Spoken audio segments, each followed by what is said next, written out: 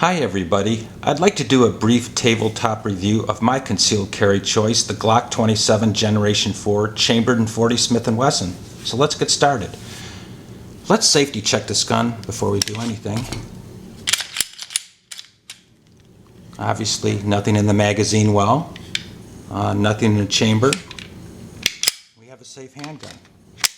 Anyhow, I chose this as my concealed carry weapon. I have a Glock 19. I've been very happy with it. I put thousands of rounds through my 19 and wanted to stick with the Glock platform. I'll basically spell out some of the dimensions on the gun, excuse me, I can't speak English today, very quickly for you. From the back of the slide to the front of the slide is approximately 6.41 inches. The width of the slide, 1.18 inches. And the overall length from the top of the slide to the bottom of the frame is 4.17 inches. And that was a selling point for me, as I mentioned in my other video. I carry this inside the waistband. Being such a small length between the top here and the bottom, it prints very little, if at all. And I like the idea of having a gun this size and the stopping power of the .40 Smith & Wesson. I'd like to point out some of the differences between the Glock 27 Generation 4 and the Generation 3 models. With the Generation 4, you get the extra rough grip texture here on the handle or frame, as you can see. You get the extra large magazine release, and that is ambidextrous. That can be swapped out if you're a lefty. You can change that very quickly. And another nice addition to this gun is you get 3 magazines instead of 2 on the Generation 3. The capacity on this gun is 9+1 in the chamber, as you can see. And also they throw in this spiffy, and if there's anybody out here that's figured out how to use this speedy loader, please let me know, because I can't figure it out for the life of me. Leave a comment or something, but I find this thing to be totally worthless, so I'll throw it back in there. Sorry about that, Glock. And they also throw in some back straps, 2 different styles. You have the standard styles right here, and you have the beaver tail styles. And simply you just punch out the pin in the back here, and if you have a larger hand and you need that wider grip, it simply goes on the back here.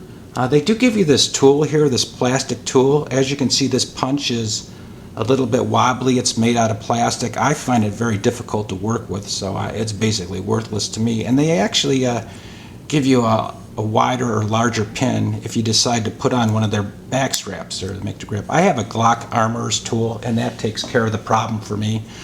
So this thing, not too cool. But anyhow, I'd also like to show you why I stuck with the Glock platform. I love the trigger on this gun. I know a lot of you people that have Glocks like the trigger. I'd like to demonstrate that for you if I could, please. And I'll be very deliberate about this. As you can see, this reset is very nice. Very nice reset. Let's do this one more time. Very nice reset, as you can see. And that's what sold me on it. I'm used to shooting the Glocks. I like the trigger. I like the double action, and it served me very well. I'm very accurate with this. I can always be a little bit more accurate, but I like that. And I also like the idea of having the .40 Smith & Wesson. I know some of you guys think 9mm is fine, and that's great. But I saw this gun. It was on sale for a great price, so I picked it up. There's some other advantages to this gun, obviously, that I like for my concealed carry, and its ability to break down very quickly and be field stripped. I can demonstrate that. As you can see, it comes apart very quickly. The one thing I don't like as I take this gun apart is these little tabs here, this takedown tabs. They're sometimes difficult to get your fingers on. As you can see, they don't protrude out very far, and it's hard to get your hand on it. As you can see, it's got a dual recoil spring here. And there's your barrel. Basically, you have it field stripped. Very simple. I'll put these back in the gun. But very simple. And the gun goes back together very quickly.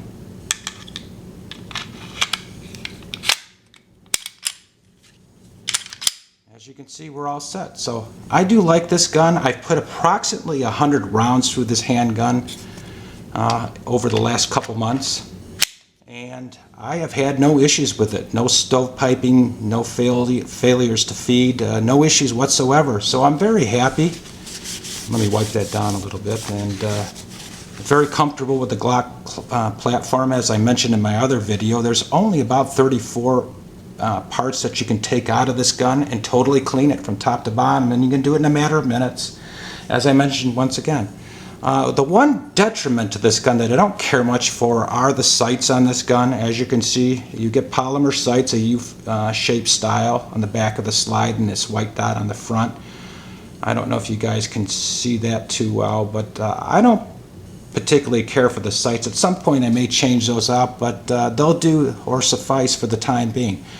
But I wanted to show you my choice for a concealed carry handgun. If you have any thoughts or comments you'd like to leave, please feel free to do so. Please feel free to subscribe if you like, and hope this has been informative. Thanks again.